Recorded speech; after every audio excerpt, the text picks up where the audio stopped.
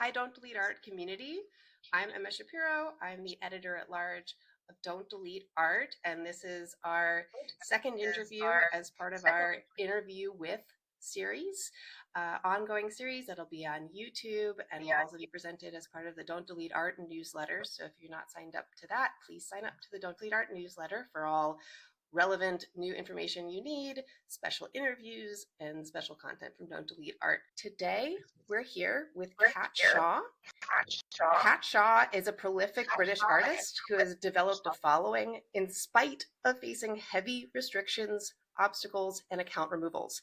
At the end of 2024, Facebook removed her page with 60,000 followers, and her pages have been taken down 2 more times since.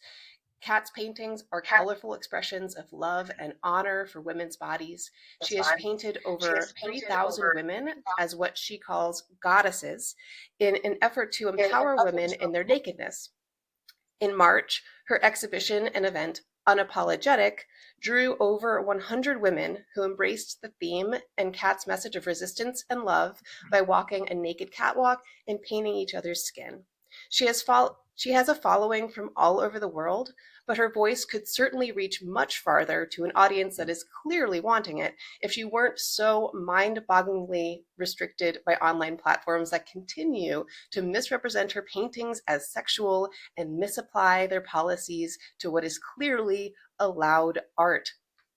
Thanks so much for being here, Kat. I'm really happy to introduce you to the Don't Delete Art audience in this way. I'm sure that some of them already do know of your work, and I see some of your wonderful goddesses in the background. And I'm really excited to talk to you today because you are an exemplar of what is going wrong on these platforms when they misapply their guidelines or there's bias involved in the algorithms. Absolutely. Thank you for having me. This is a topic I could talk about for like hours and hours and hours because it's so ridiculous. Yeah, of course. It's absolutely ridiculous. And I'm really glad to have you to talk about it. So I just wanted to dive in. The first question I have for you before we go into what your experience has been, which is pretty incredible. My first question for you is, what is the harm of deeming art like yours sexual? Well, how long have we got on this? Have we got hours for me to answer this question? I mean, the harm is that for women, women are already born lesser in society. And throughout women's lives, our bodies are put into the categories of either shameful or sexual. That's the only category for women's nakedness. Whereas men have all these different categories, they can be naked or do whatever they want. So the harm is that women are brought up to believe that their bodies are only to be either sexual or shameful. Women are kept small, women are not empowered to own their nakedness, whether they want to be naked or not. It's a body thing rather than just a nakedness thing. Women are taught that their bodies are shameful, and if they don't shrink them and wear hold me in pants or consistently diet or look like the women in magazines, women are taught that our bodies are not okay. And we hold shame about it, and this is the message I'm trying to get across, is that actually it transcends the nakedness. It's about a woman's right to choose. It's about that choice that women do not have, and that is the absolute bottom line for me. It's about choice, and unfortunately women don't have that. Yes, I this is something that for me it was like my foundational thing as well, which was that I felt like as an artist, it was that my work isn't sexual, it isn't about that topic, but putting Mm. that label on it makes it about that, and that is just what happens to our bodies all the time. We are Yeah. just naturally like uh, trying to sexualize ourselves, but society sexualizes us, and it's like Yeah. unavoidable, and it just feels like this. Well, it's a violation in so many different Yeah, ways, physically, absolutely. We don't have psychologically. a choice how to show up. We just don't have that choice how to show up. However, we're taught our whole lives as women to modify our behaviors to suit society or to suit men or to stop being killed because we're wearing certain clothes, or, every single living breath of a woman is working out how to modify their behavior, how to stay safe. And this is the real bottom line. We do not have a choice over how we want to show up in our bodies, and to be sexualized without consent isn't okay.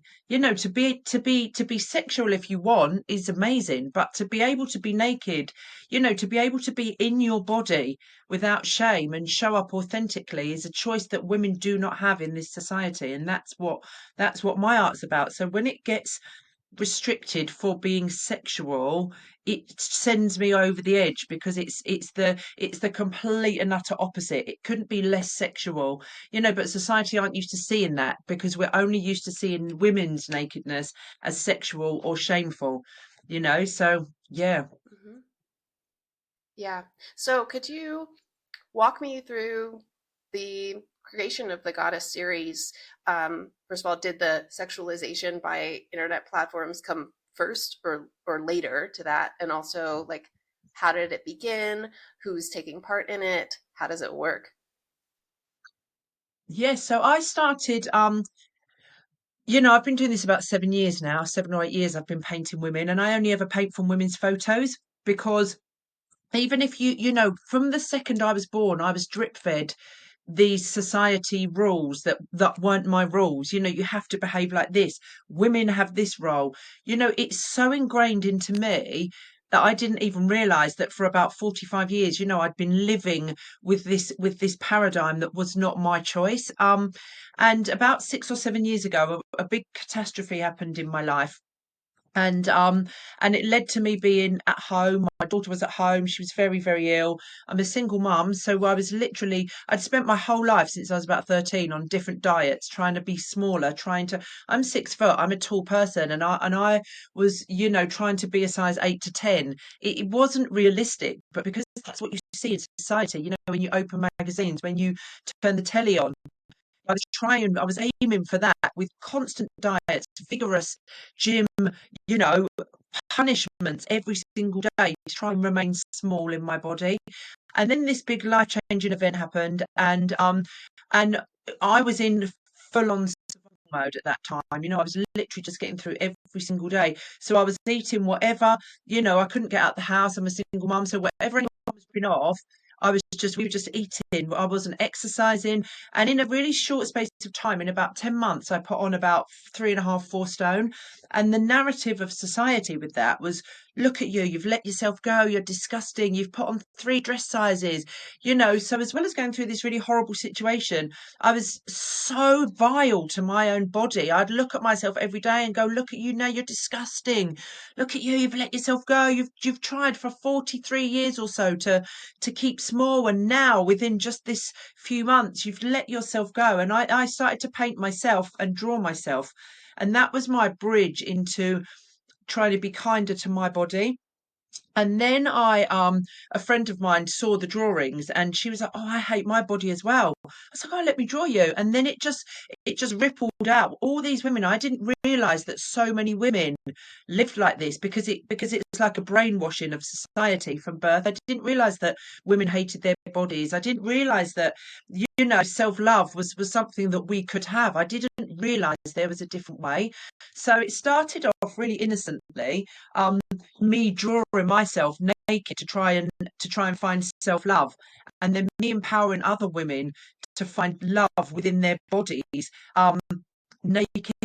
And the more I did that, the more when you think, oh yes, this is all nice, and then underneath there's like layer upon layer upon layer upon layer. And the more I delved into brainwashing that I'd had, not from anyone in particular, but just from society, this drip feeding of a woman's place in society, the more I realized, hang on a minute, none of these things I'm doing align with my truth. I haven't made these choices.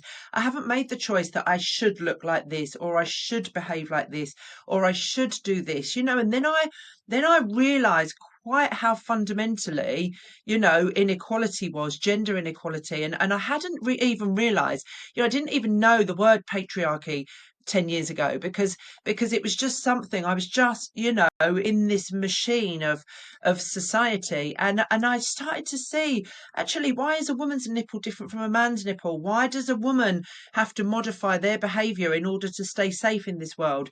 Why do men get paid more than women?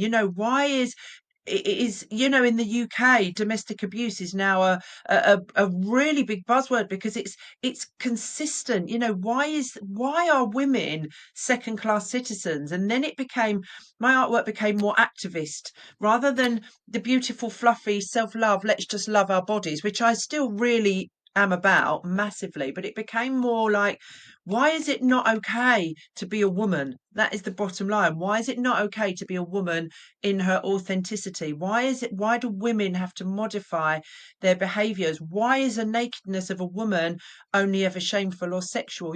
Why is misogyny allowed on the internet, yet sharing a woman in her power isn't allowed? And so it developed so much, from just me sharing pictures of myself to try and love my body and my new shape and embrace myself, even though society says women have to look one way.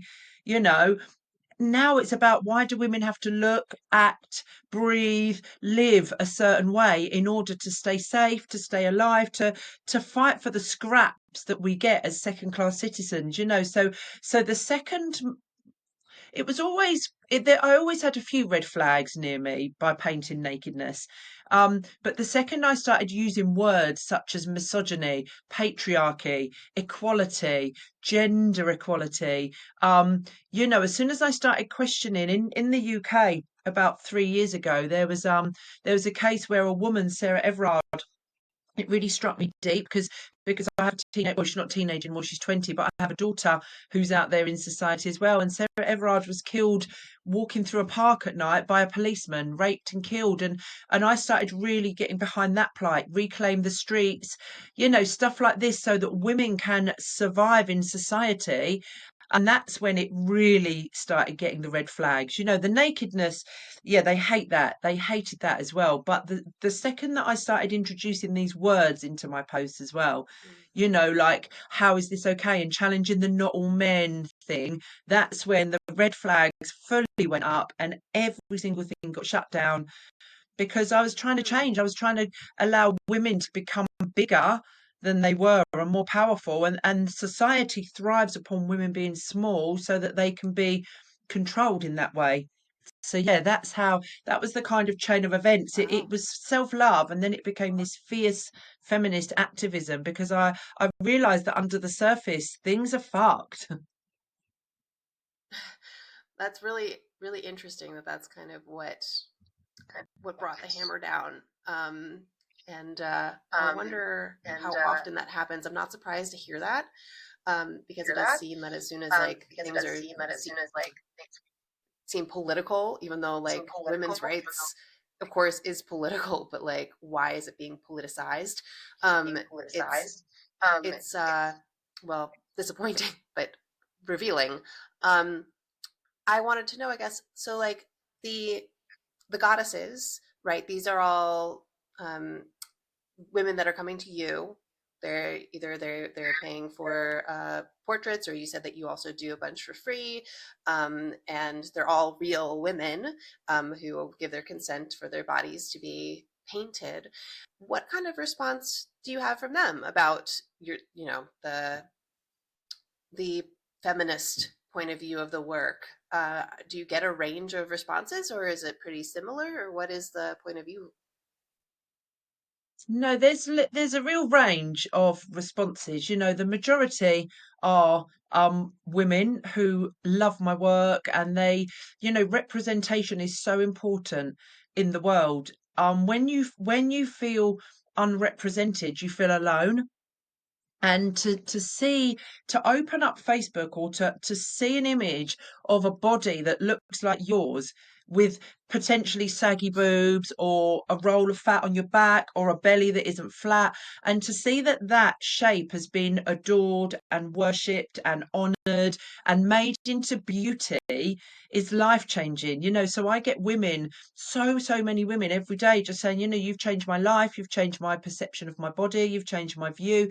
Because women aren't represented in society. The women we see in magazines are so beautiful, but that shape represents about 5% of women. The women you see on a catwalk, beautiful, but your average woman who has a family, a job, juggling financial issues and blah, blah, blah, blah, blah, has a normal body. So these women send me their photos, and I paint them into goddesses. So I change the narrative of, you're not worthy, you're not acceptable because you have cellulite or wrinkles, or your breasts aren't completely upright, into you are worthy just as you are. You are beautiful just as you are. And so the majority of it is really, really positive. It's women. They say, I've changed their life, I've changed their perception of their body. The shift after seeing my artwork is so huge, because also it comes with the energy, the goddess energy, because I channel the goddess energy as I'm painting them. So the paintings not only look beautiful,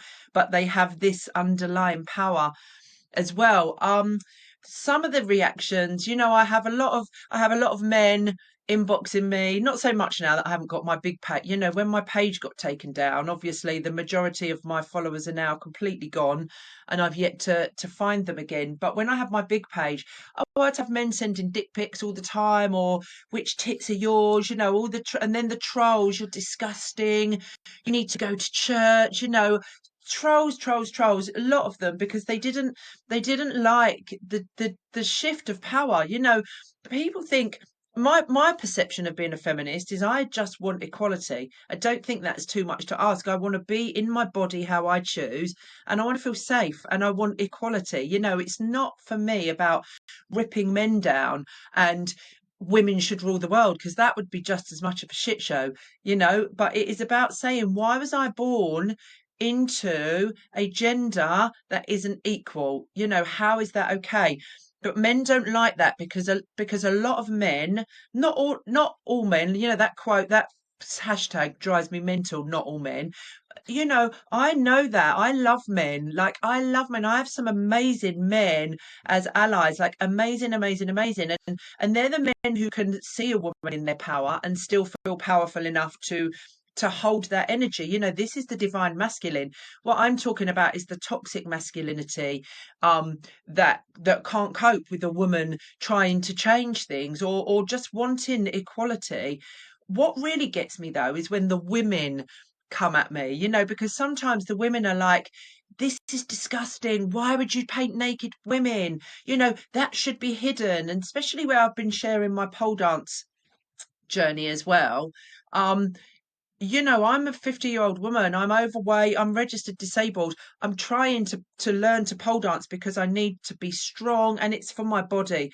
And I've been sharing that because I really want to glorify, go and exercise regardless of what you look like. So many women have messaged me since saying, I've started wild swimming because of you, and I've gone to the gym now because of you.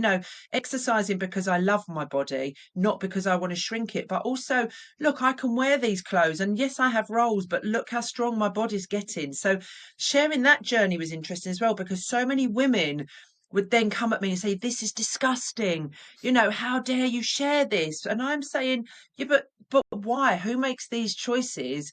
um and the fact that I lost my 17-year teaching career because of these pole dancing pictures as well, this is a whole reflection of society not giving women a choice to be in their body as they want. So yeah, the majority is so positive, and the women I choose to, at the beginning, I would argue back and try and prove my point and be like, yes, but blah blah blah blah blah. And now I'm just like, that's their business. They can believe what they want.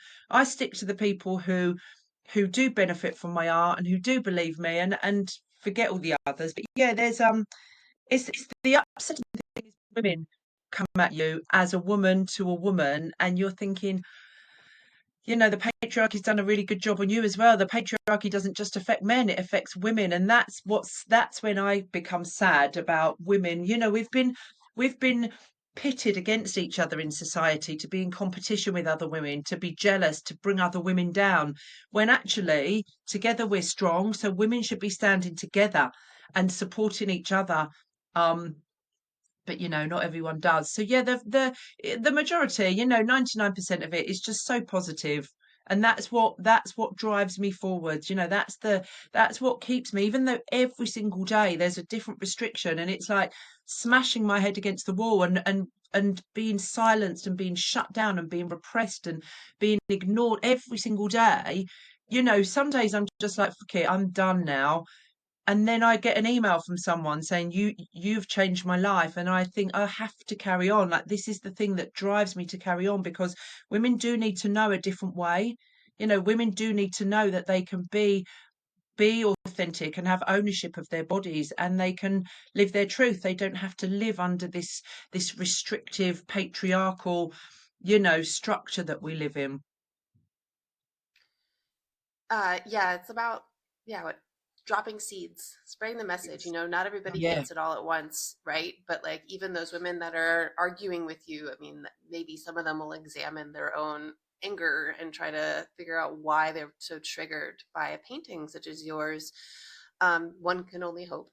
But this is what the internet has been so wonderful also for this message, with Me Too movement and the Free the Nipple movement, and just us being able to talk to each other, you and I. I mean, this is so amazing because we now are able to share common language around feminist issues, what our experiences have been, and to find a community.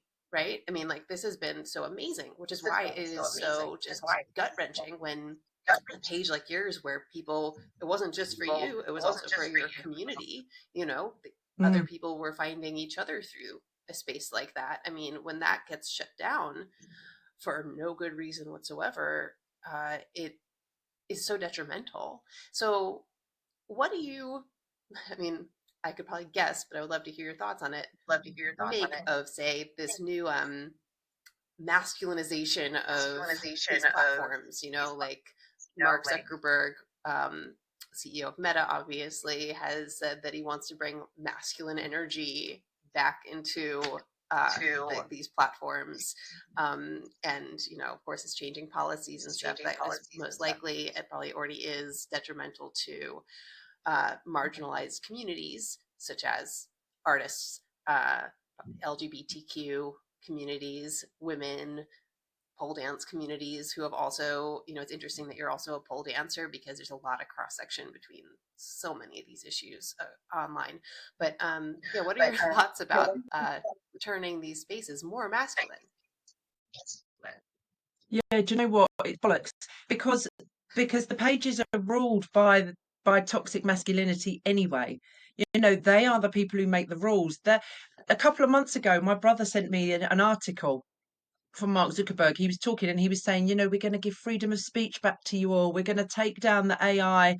Um, fact checkers, and we're going to keep and I just for 1 second thought to myself, yes, this is going to be amazing. Actually, it got a million times worse for me after that, because obviously, bringing back masculinity, this is ridiculous. This is a like, I don't even have any words. You can see I can't even get my words out in a consecutive way, because unless you've been a woman, you don't know what it's like to be a woman, and be a second class citizen. Men do not get it, and they're so busy. People like, Zuckerberg and stuff like that, they're so busy trying to regain the control. It's all about control for me. At the end of the day, it's all about control, and they're so busy trying to reclaim the control. Well, they never lost the control, but to keep hold of this control, that the only way they can do it is to repress and silence, like you said, marginalized groups of people, women. It, it just boggles me. It just boggles me that the majority of men that I've come into contact with cannot even hear what a woman says and just listen to what a woman says. Their experiences, their lived experiences, like my lived experiences as a woman, putting my hand over my drink, walking home with keys through my knuckles, you know taking pictures, because it was before the days of Uber, taking a photo of the number plate of a taxi that you were getting into, crossing the road because you see a man walking to you, things like this is a woman's lived experience. This is my lived experience. And for a man to not even hear that and to say, yes, but it's not all men, I know that. but you're not listening to my experience. And this is the crux of what they're doing. They're not listening to people's lived experiences and saying, I hear you. I hear you. What can I do to help? Instead, it's this terror of losing control of their own power. So I tell you what, we'll just keep that silence. We'll just silence that. We'll just minimize that. We'll just mansplain that away. And we'll just put all these extra restrictions on to keep things the exact way they are. There's never going to be. I was speaking to someone yesterday. I was doing an interview yesterday, and the woman was lovely, but she was saying, there are positive changes. I do see a way that this is going to work, and I'm like, I don't see a way that society will change. Because the people in control aren't listening to the marginalized people. To every single group of people, and they're too scared. It all comes down to power. They're too scared to lose their power to allow others to be empowered at the same time. There is space for every single person to be empowered at the same time in their own way, but because of this terror that women are going to take over the world, or corrupt society with a nipple, that this is why these restrictions are restrained. So for him to say that, oh, I tend not to listen. I can't,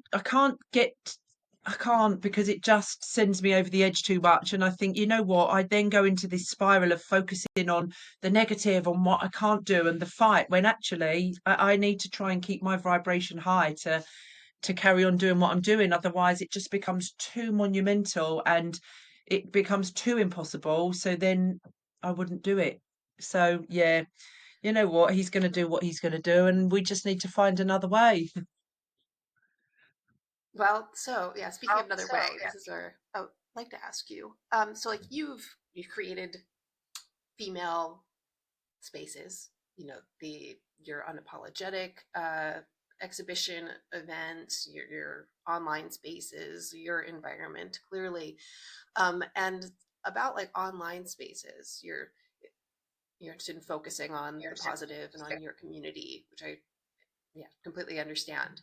And what's happening right now, and what I can project as a space like, say, meta platforms, Facebook, Instagram, become more unsafe for communities like ours, we will be seeking out other communities. There are other online spaces that are slowly gaining more and more followers from people like us who are leaving these platforms or bridging between these platforms, trying to find safer spaces for ourselves. Bluesky being one of these ones. People are trying out to see where the communities are, what feels better.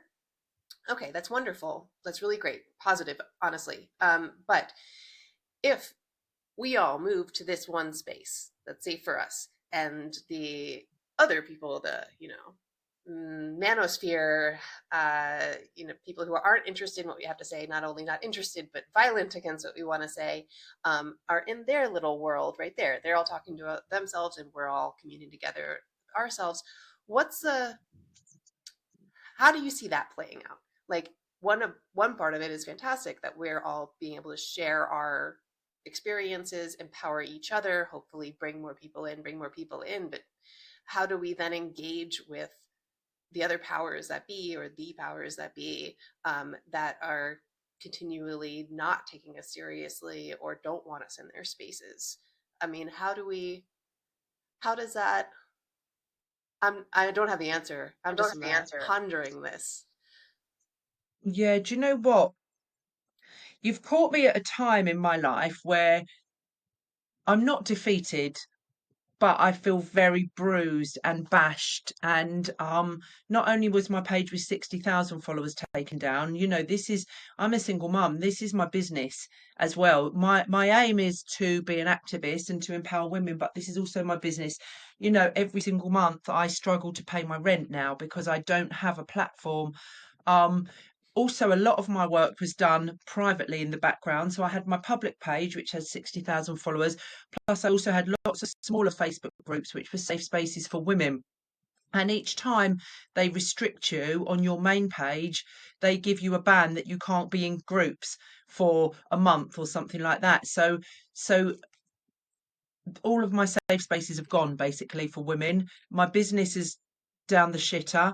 I've got no platform anymore. So when I answered this question, it's going to be coming from a place of I've really, really had it hard for the last, for about a year. It's just been thing after thing after thing after thing. I've had so many battles with so many people, and there's so much, all you need to do is see an Andrew Tate post, and my brain just falls out of my head. I'm like, how can somebody think like that? It boggles me. So my answer to this would be fucking good riddance. Keep them out of my face. I can't, let me be with but like I say, this is coming from a couple of years ago. I was very fierce about, not let me try and change your mind, but let me speak my truth, and you listen to me. People don't, people have their own agenda, people have their own lived experiences, people have their own beliefs, and I cannot spend any more of my life trying to stand up for myself, or push my beliefs forward, or question their beliefs, because someone who's that gone, someone who believes in that, someone who buys into the vileness that's going on in this world will never change what they think just by me trying to change them.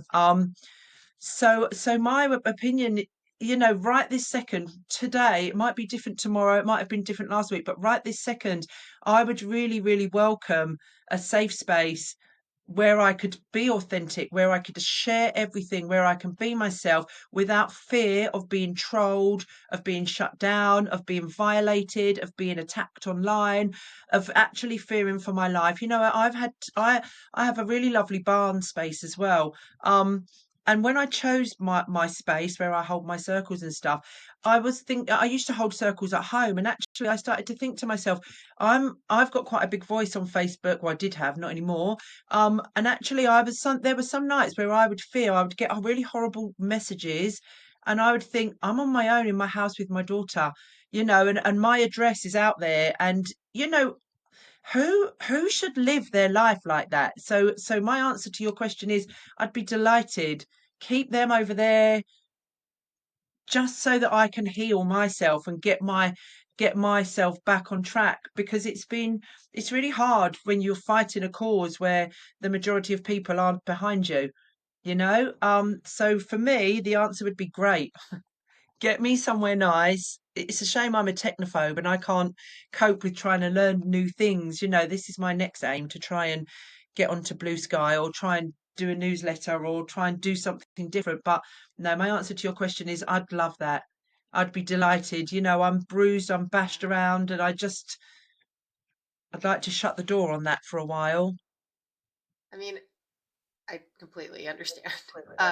It's and it's amazing that you call yourself a technophobe, when if you've had a following that so many people would just kill for, and it's a testament, obviously, to your voice and your work, and how much it is needed and wanted, and attractive to so many people, and that you're not having access to, clearly, the amount of people you ought to have access to who want to see your work. I mean, this isn't just about artists having access to their audience, it's about audiences having access to the art they want to see.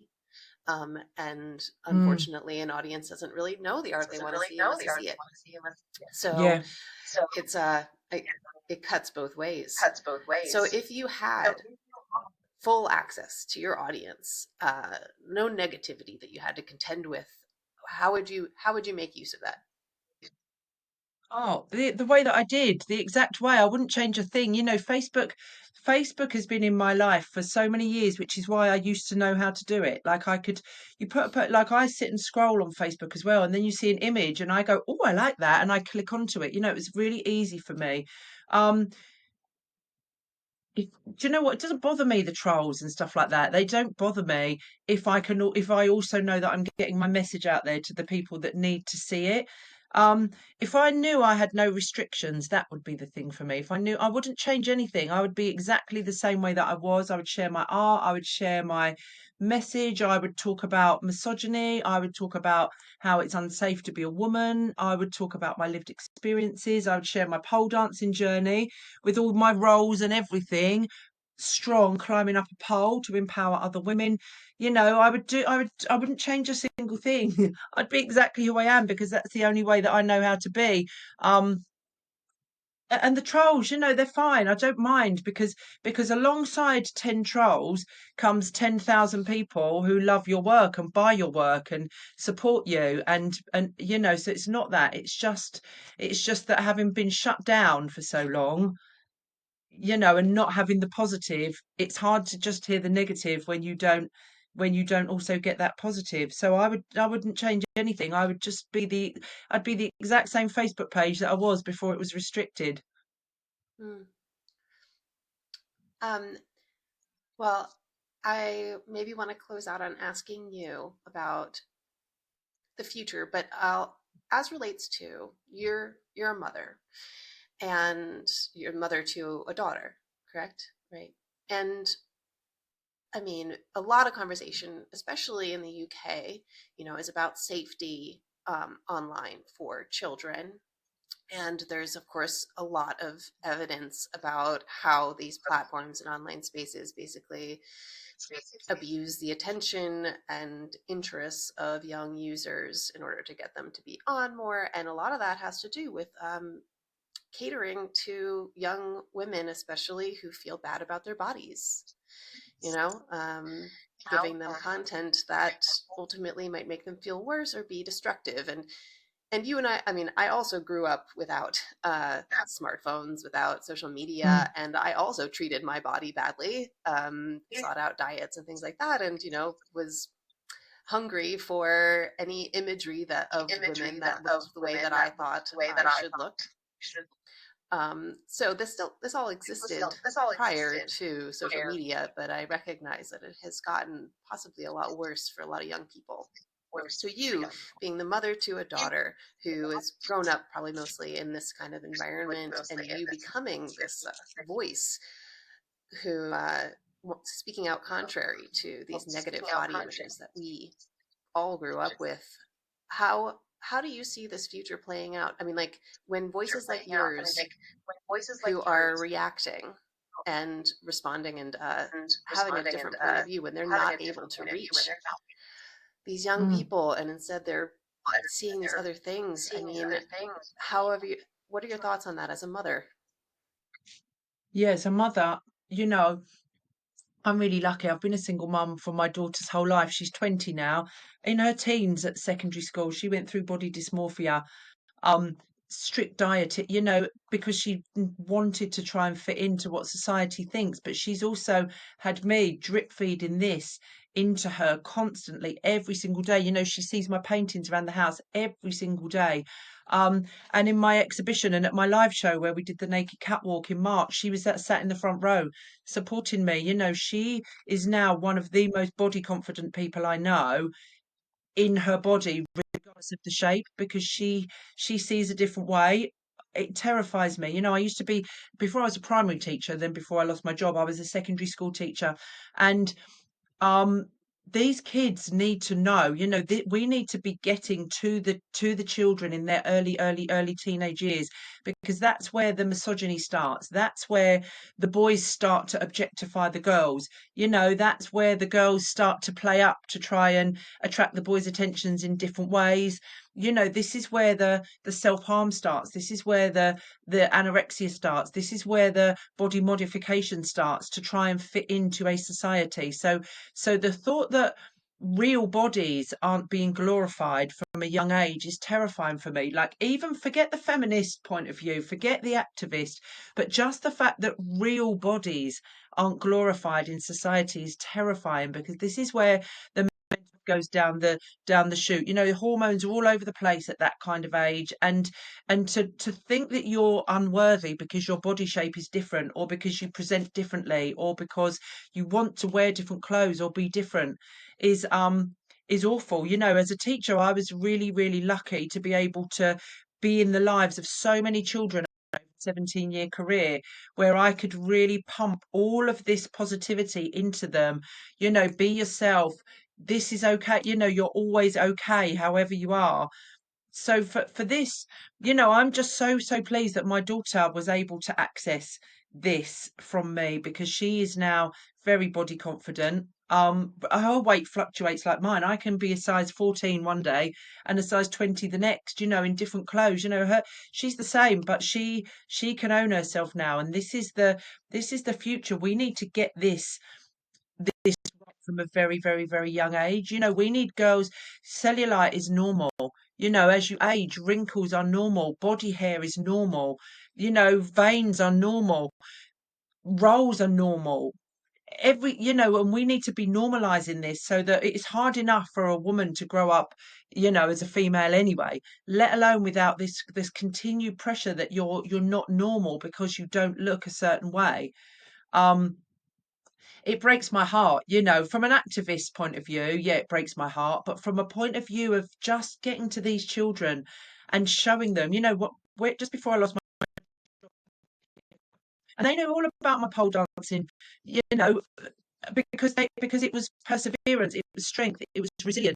You know, I'd go in some days and I'd be like, I don't go tonight, but I have to because I want to. You know, they saw me as a registered disabled person getting over these blocks and thinking, actually, I can do what I want.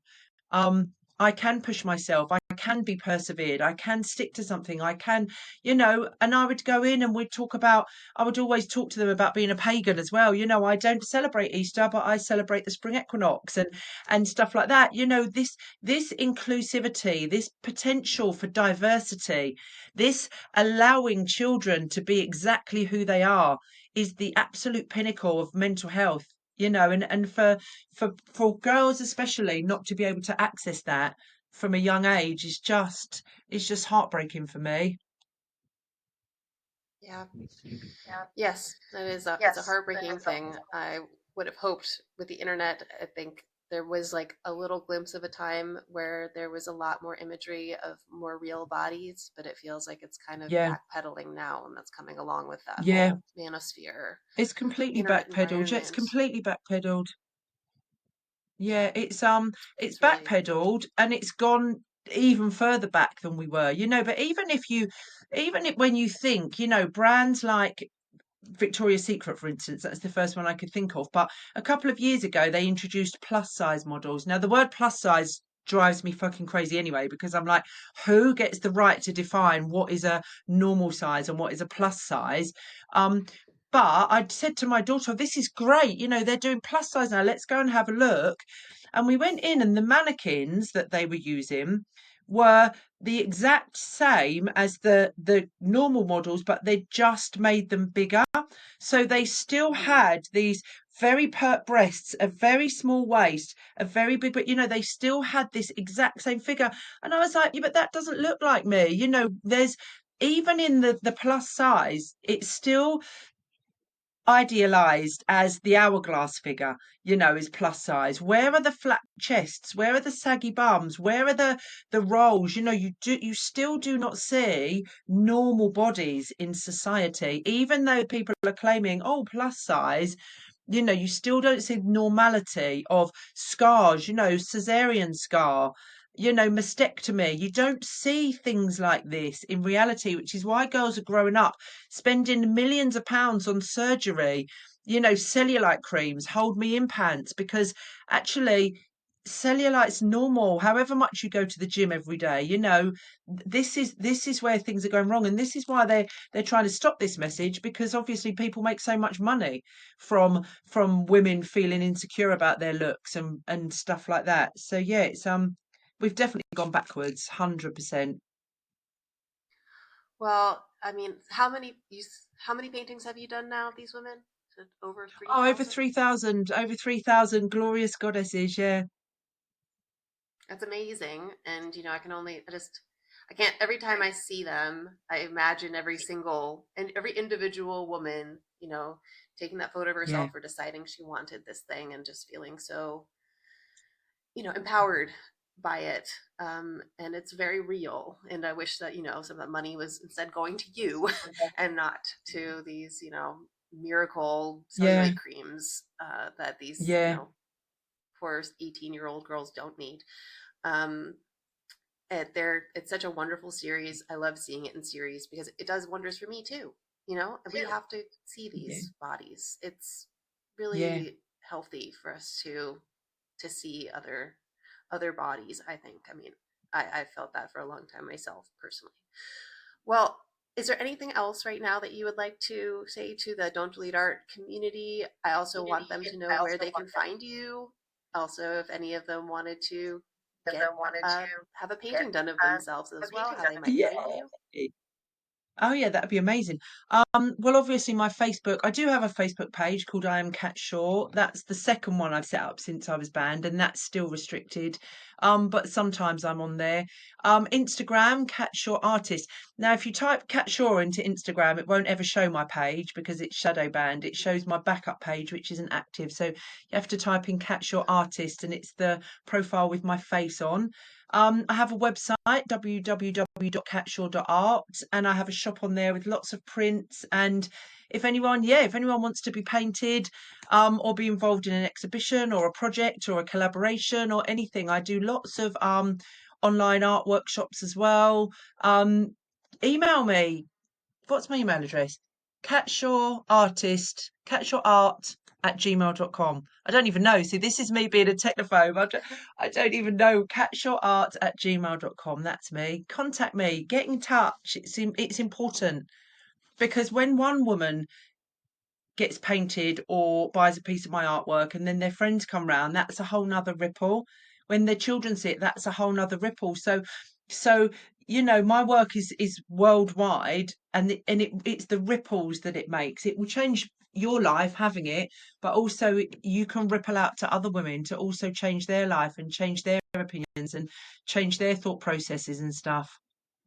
Yes, exactly. That is very much how change really gets made. Yeah, Is the person to person, this ripple effect, especially when it comes to feminist yeah. issues. Well, I'll be putting your links in here in the below this video, but also on our website and when I'm publishing things about your work on our blog. So um, thank you so much, Kat, for speaking with me. It's an absolute pleasure. I can't wait to hop over to the UK so I can take part in whatever next events you're doing. It sounds like a place for me, and we love your work, and we are happy to fight for you, though we wish we didn't have to. Um, for the rest of you watching, please, when you're facing any kind of online art censorship, submit a censorship report form to Don't Delete Art. It isn't only about social media, it's about anywhere across the internet. You can find it on our website. It's our submit censorship form. If you're facing issues on Instagram in particular, you can also fill out our artist Instagram account status report form. We all want to find out what's going on within your account status if you're facing any kinds of shadow bans, restrictions. There's a plethora of what you could be experiencing, and only you know. So until you tell us, we don't know what's going on in your account. We don't know what's going on with you across the internet. But no matter what, you as an artist deserve to be fought for, and you have digital rights that need to be fought for. So we're here for you. Please let us know. And please sign up for the newsletter. Check out our online gallery. We love to support artists, and I'm happy that you watched this whole video. I hope to see you the next time. Thanks again, Kat. Thanks so much. Thank you. Thank you for having me.